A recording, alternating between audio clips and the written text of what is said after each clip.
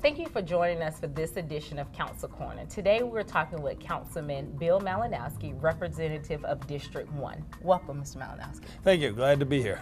Well, Mr. Malinowski, you represent District 1, which is the Ballantyne area, which is northwest of Richland County. Tell us what's unique about Ballantyne area.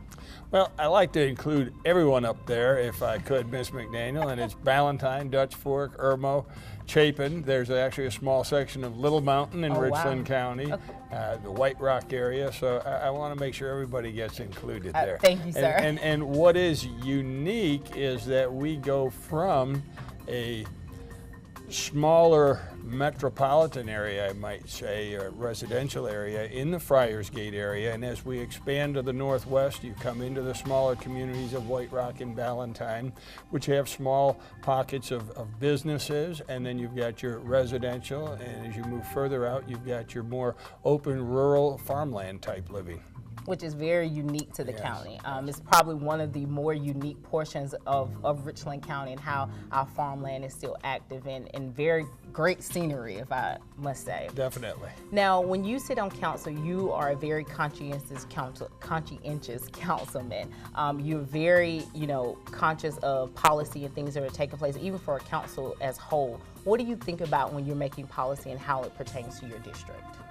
Well, I've been voted in to represent my district, first of all, but I'm also there to represent all of Richland County and look after what I believe are the best interests of all citizens within Richland County.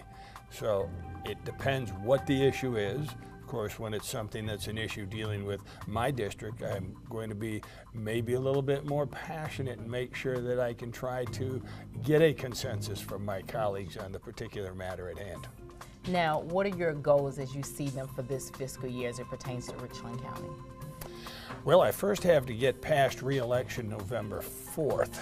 And then beyond that, I would like to see a continued strong relationship that has been built and developed with the Lexington-Richland 5 school district, which was kind of non-existent when I first got there. We're doing great now.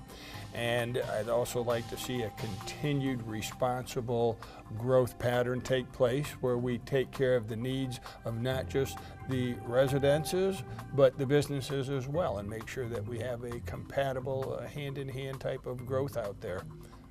Now, I know you've had several accomplishments as you've been on council, goals that you set for yourself, I'm sure, each fiscal year or each term.